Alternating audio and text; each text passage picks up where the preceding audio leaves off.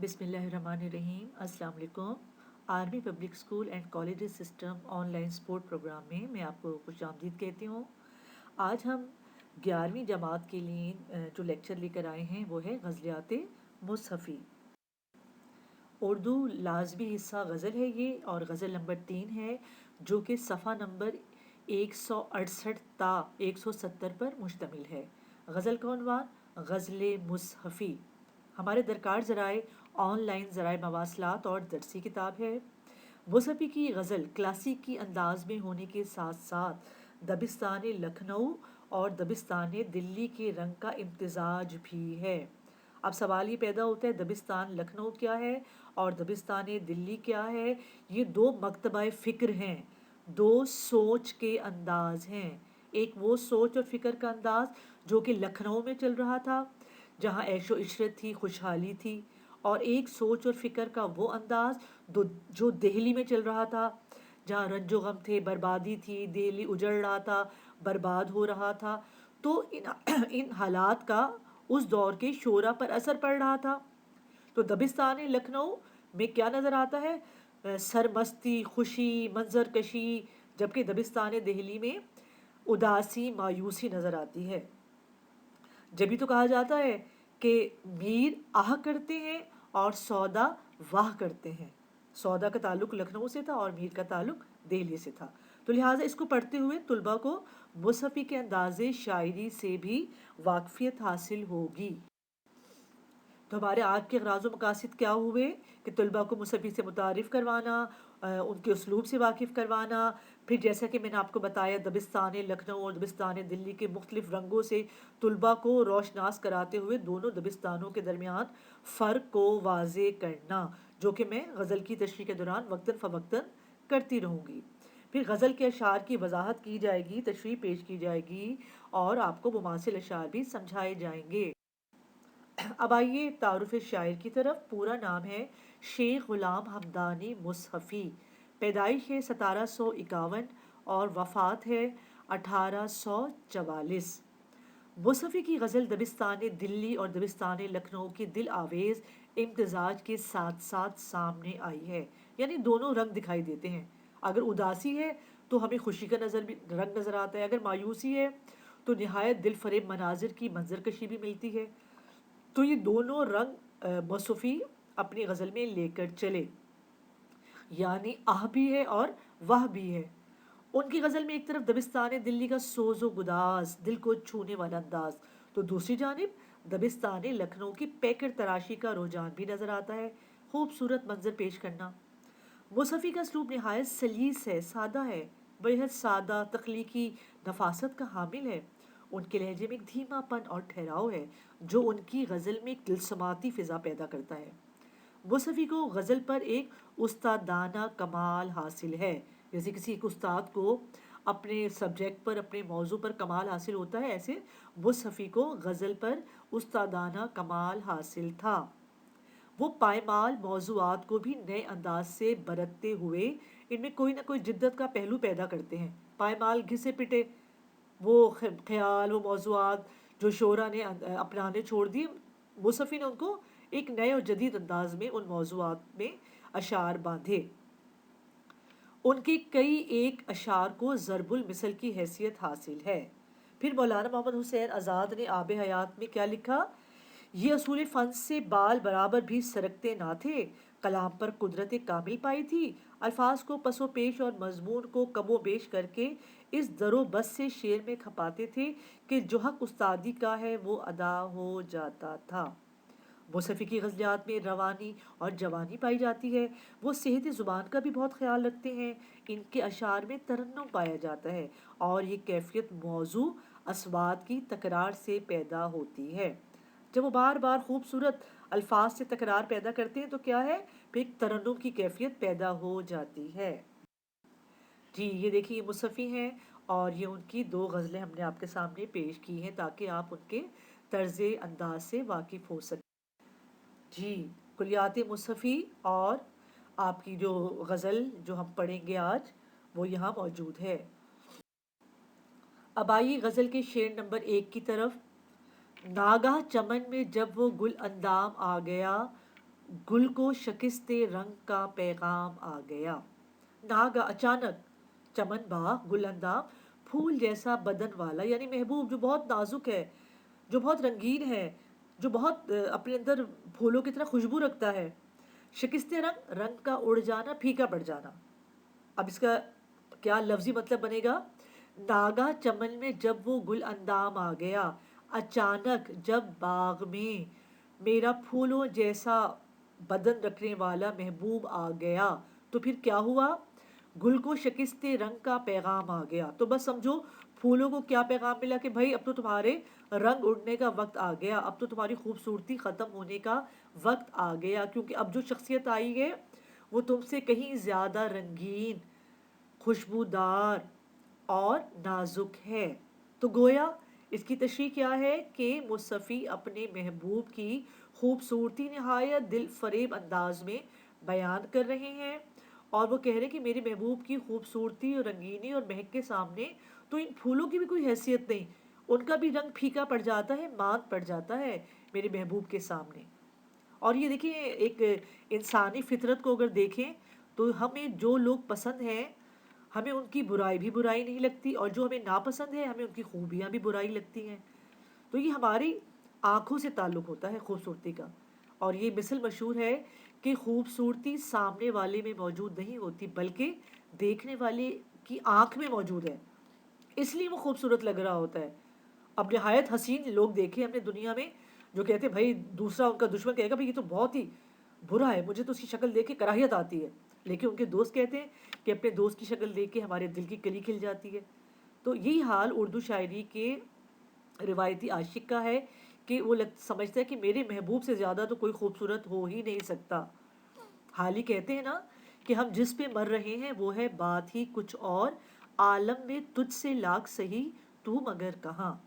अब देखिए इसका मफहूम अगर हम मुख्तसर करें तो ये बनता है, बाग में फूल अपनी खूबसूरती और हुस्न पर नाजा थे कि अचानक वहाँ महबूब के आ जाने से इनके रंग फीके पड़ गए। और आप देखिए कि उर्दू शायरी में महबूब को फूल से बहुत कहीं तशबीह दी जाती है और कहीं बतौर इस्तारा इस्तेमाल किया जाता है। मीर का शेर देखिए, पत्ता पत्ता बूटा बूटा हाल हमारा जाने है, जाने न जाने गुल ही न जाने, बाग तो सारा जाने है। फिर फैज़ का शेर बहुत प्यारा है, रंग पैराहन का, खुशबू जुल्फ लहराने का नाम, मौसम गुल है तुम्हारे, बाम पर आने का नाम। अगला शेर देखिए, शेर नंबर 2, उठा जो सुबह ख्वाब से वो मस्त पुरखुमार, खुर्शीद कफ के बीच लिए जाम आ गया। मस्त मदहोश पुरखुमार, नशे में सरशार, खुर्शीद सूरज, कफ हथेली, जाम प्याला सागर। लफ्ज़ी मतलब, उठा जो सुबह ख्वाब से, सुबह के वक्त जब मेरा महबूब अपने ख्वाब छोड़ के बेदार हुआ, वो मस्त पुरखुमार, और कौन सा महबूब कि जिसकी आंखें मस्ती से, नशे से भरी पड़ी हैं। तो क्या हुआ?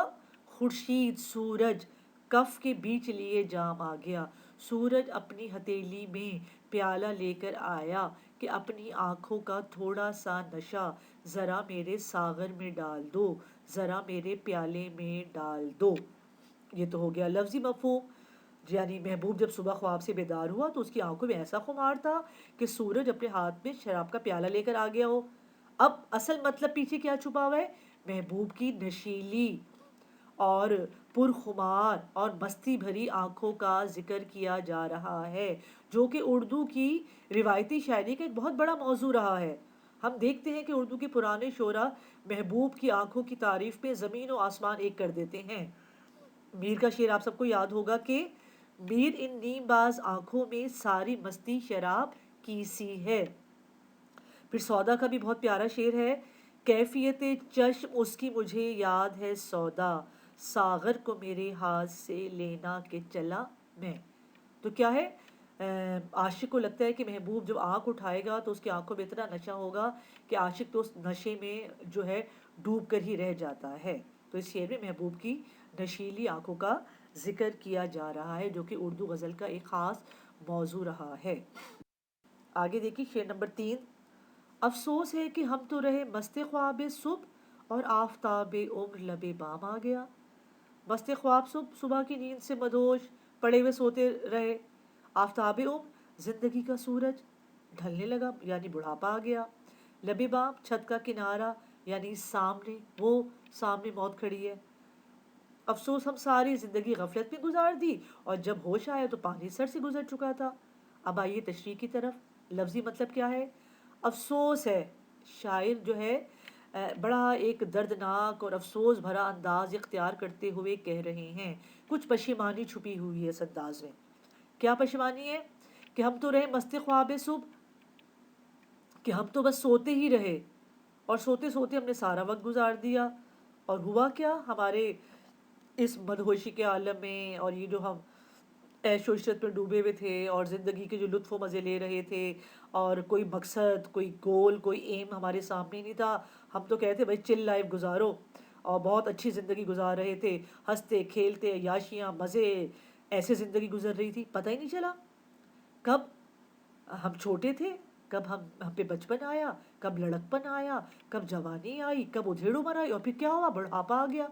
और बुढ़ापे के बाद तो आपको पता है ना, अगली मंजिल मौत की मंजिल है। तो इस पे पशेमान हो रहे हैं कि हमें उस वक्त जब होश में आना चाहिए था हम सोते रहे, और होश आया तो कब आया, जब मौत सामने खड़ी है, जब ज़िंदगी का सूरज ढल गया, जब बुढ़ापा आ गया और आफताब उम्र लबे बाम आ गया। तो हम तो बस ज़िंदगी अय्याशी में गुजार दी सारी, जवानी मस्ती में गुजार दी। और होश कब आया, जब बुढ़ापा आ गया और सामने मौत नज़र आने लगी। तो इसमें इंसानी बेहिसी का जिक्र बयान किया जा रहा है और साथ ही साथ दुनिया की बेसबाती का मौजू, जो कि हमारे रिवायती शोरा ने बहुत ज़्यादा अपनी गज़लों में बांधा है कि दुनिया फ़ानी है, बेसबात है, इंसान की ज़िंदगी नापायदार है।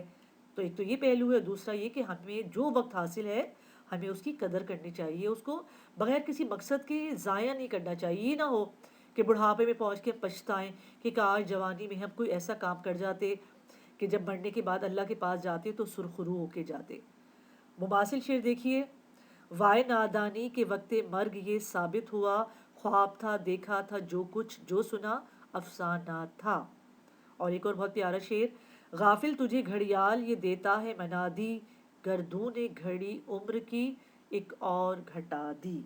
आगे चलिए, शेर नंबर 4 है जाए रहम हाल पे या उस असीर के, जो गिरते ही हवा से तहे दाम आ गया।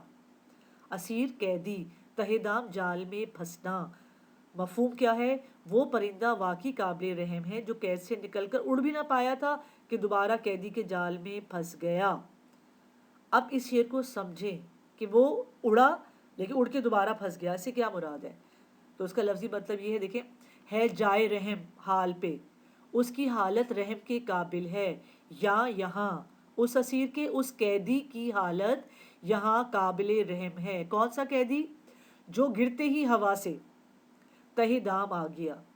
जो क्या है, उड़ रहा था, उसको उड़ते रहना चाहिए था, लेकिन क्या किया उसने, परवाज में कमी की। और जैसे ही उसने अपने उड़ने की सलाहियत ख़त्म की, नीचे जाल बिछे हुए थे, वो आराम करने के लिए जैसे ही बैठा जाल में फंस गया। अब आइए असल नुक्ते की तरफ, उस इखलाकी नुक्ते नज़र की तरफ जो मुसफ़ी हमें बताना चाह रहे हैं। और वो क्या है कि वो शख्स बहुत काबिल रहम है। कौन सा? कि जिसको अल्लाह ने परवाज़ की सलाहियत दी है, जिसके अंदर अल्लाह ने जौहर डाले हैं, खूबियाँ डाली हैं। वो बुलंद हौसला है, बड़े से बड़े काम कर सकता है, वो झपट सकता है, पलट सकता है, लेकिन क्या करता है, हिम्मत हार जाता है। तो जब हिम्मत हारता है तो यही फिर उसकी सबसे बड़ी हार है। फिर लाजमी उसको शिकारियों के जाल में फंसना पड़ेगा, फिर लाजमी उसको शिकस्त का सामना करना पड़ेगा, फिर लाजमी उसको, अगर वो परवाज़ से घबरा रहा है और बुलंद परवाज़ी को छोड़ रहा है तो उसको कैद में गिरफ्तार होना पड़ेगा। तो शर्त क्या है? बुलंद परवाज़ी, बुलंद हिम्मती, उड़ना, आगे से आगे बढ़ना, थकना नहीं। और जो ऐसा करेगा फिर वो रहम के काबिल है उसकी हालत। और फिर उसको हर हाल में जाल में गिरफ्तार होना है, यानी उसे हर हाल में दुनिया की मुश्किलात का फिर मुकाबला करना पड़ेगा अगर वो अपनी हिम्मत हार देगा। और बहुत प्यारा इकबाल का शेर है कि ए ताइर लाहौती उस रिस्क से मौत अच्छी, जिस रिस्क से आती हो परवाज में कोताही। यानी उस रिस्क के इंसान मर ही जाए। कौन सा रिस्क? जिस के लिए आपको अपनी परवाज़ छोड़नी पड़े, आपको अपने लेवल से नीचे आना पड़े, आपको अपनी सलाहियतों को ख़त्म करना पड़े। तो उससे अच्छा है कि आप मर ही जाएँ। अगर आप अपनी खुद ही को ख़त्म कर रहे हैं, अपनी सलाहियतों को ख़त्म कर रहे हैं, तो ऐसी ज़िंदगी से मौत भली। फिर और एक और शेर देखिए गालिब का कि रंज से खूगर हो इंसान तो मिट जाता है रंज, मुश्किलें इतनी पड़ी मुझ पर कि आसान हो गई। जी, मुश्किलात से घबराइए नहीं, ये तो हमें रफ़ और टफ़ बनाती हैं, ये तो हमें स्ट्रॉन्ग बनाती हैं, मज़बूत बनाती हैं। इनसे क्या घबराना? तो लिहाज़ा उड़ते ही रहिए। जब आप परवाज़ ख़त्म करेंगे, तो आप शिकारियों के जाल में फँस जाएँगे, यानी आपकी सलाहियतें मफ़कूद हो जाएँगी, ख़त्म हो जाएँगी। तो आपने क्या करना है? झपटना, पलटना, पलट के झपटना, लहू गर्म रखने का है एक बहाना। आगे चलिए। शेर नंबर 5। समझो खुदा के वास्ते प्यारे बुरा नहीं, 2 दिन अगर किसी के कोई काम आ गया। वाह, बहुत खूबसूरत सबक है। एक ऐसा सबक जो अल्लाह ताला हमसे कहता है करो, ऐसा सबक जो हमारे प्यारे नबी सल्लल्लाहु अलैहि वसल्लम ने खुद अमली तौर पे करके दिखाया। और वो क्या है? बनी नौ इंसान से मोहब्बत। क्यों मोहब्बत? क्योंकि अल्लाह ताला कहता है अगर तुम मेरे बंदों से प्यार करोगे तो मैं तुमसे प्यार करूँगा, अगर तुम उनके ऐबों पे पर्दा डालोगे तो मैं तुम्हारे ऐबों पे पर्दा डालूंगा। क्यों? क्योंकि अल्लाह को अपनी मखलूक सबसे प्यारी है, उसे हरगिज़ पसंद नहीं कि उसकी मखलूक तकलीफ़ में मुब्तला हो और दूसरा इंसान पास से गुजर जाए, उसके दिल में दर्द पैदा ना हो, उसके दिल में चुभन पैदा ना हो, उसका एक भाई तकलीफ़ से तड़प रहा हो और वो उसके लिए कुछ ना करे, वो इखलाक के इतने अदना दर्जे पर हो कि वो दिल से भी बुरा ना समझे। तो क्या कह रहे हैं मुसफ़ी? समझो खुदा के वास्ते। खुदा के वास्ते मतलब समझ लो, लाजमी है, ये बहुत ज़रूरी बात है। क्या? प्यारे बुरा नहीं। खुदा के वास्ते इस हकीकत को समझ लो, जान लो, इसमें कोई बुराई नहीं। किस में बुराई नहीं? 2 दिन अगर किसी के कोई काम आ गया, तुम्हारी ज़िंदगी 2 दिन की है, अगर इस 2 दिन ज़िंदगी में तुमने किसी की मदद कर ली तो उसमें तुम्हारा ही फ़ायदा है, किसी और का फ़ायदा नहीं है। तुम अपनी आखिरत संवार रहे हो, तुम अपने रब को राज़ी कर रहे हो, तुम अपने रसूल को राज़ी कर रहे हो। लेकिन खुदा के वास्ते इस हकीकत को तो समझो, ये खुद गर्जी नफसा नफसी अफरा तफरी की ज़िंदगी छोड़ दो, वो ज़िंदगी जो सिर्फ तुम्हारे ही दायरे में घूम रही है। तुम अपने दायरे से बाहर नहीं निकल रहे, तुम दूसरों को नहीं देख रहे, दूसरों का दर्द महसूस नहीं कर पा रहे। तो क्यों? तुम क्या इंसान हो या जानवर हो? कौन हो?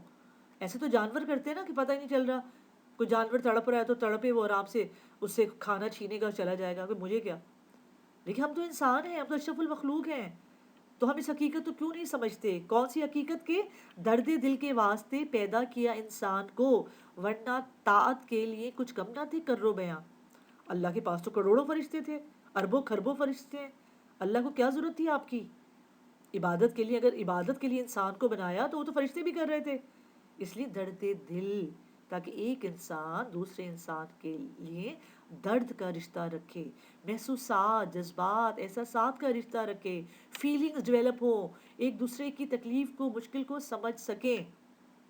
और एक और बहुत प्यारा इकबाल का शेर है कि करो मेहरबानी तुम अहले ज़मीं पर, खुदा मेहरबान होगा अर्शे बरी पर। इट्स आ फैक्ट, ये हकीकत है। आप करके तो देखिए, आप किसी की मदद तो करके देखिए, तो आपकी रूह को तसल्ली होगी। बाकी अल्लाह आपको कितने इसके जो है आपके दर्जात बुलंद करता है, कितना आपको दुनिया में नवाजता है। अब देखिए अब्दुल सत्तार एदी क्या थे, ना हुलिया अच्छा, ना लिबास अच्छा, ना कोई कीमती कपड़े, ना कोई ब्रांड के कपड़े, ना कोई खाना अच्छा खाते थे, ना बर्तन अच्छे इस्तेमाल करते थे। लेकिन अब्दुल सत्तार एदी हमेशा के लिए ज़िंदा हैं। क्यों? क्योंकि करो मेहरबानी तुम अहले ज़मीं पर, खुदा मेहरबान होगा अर्शे बरी पर। और एक और प्यारा सा शेर जहन में आ रहा है, रखते हैं जो औरों के लिए प्यार का जज्बा, वो लोग कभी टूट कर बिखरा नहीं करते। एक और आसान सा शेर, हैं लोग वही जहां में अच्छे, आते हैं जो काम दूसरों के। तो मफहूम क्या बना? ज़िंदगी बहुत मुख्तसर है और इसका बेहतरीन मसरफ़ ये है कि इंसान दूसरे इंसान के काम आए, यानी खिदमत खल्क। शेर नंबर 6, मक्ता। मक्ता क्यों है? क्योंकि मुसहफ़ी ने इसमें अपना तखल्लुस इस्तेमाल किया है। तो ऐसा शेर जो गज़ल का आखिरी शेर भी हो اور اس میں مقطع بھی استعمال اس میں تخلص بھی استعمال کیا جائے تو اس کو ہم مقطع کہتے ہیں. تو یہ مقطع ہے. کر قطع کب گیا تیرے کوچے سے مصطفی، گھر صبح کو گیا وہیں پھر شام آ گیا. قطع رابطہ ختم کرنا، کوچا گلی، گر اگر کے معنوں میں استعمال ہوا ہے. مفہوم کچھ یوں ہے کہ اے محبوب ہم نے تیرے کوچے کو کب چھوڑا، اگر صبح نہ آئے تو شام کو پھر وہیں آ گئے. اب مماثل اشعار کیا ہے؟ بہت آرزو تھی گلی کی تیری، سو یاں سے لہو میں نہا کر چلے. ایک اور غالب کا شعر، گدھا سمجھ کے وہ چپ تھا میری جو شامت آئی، اٹھا اور اٹھ کے قدم میں نے پاسباں کے لیے.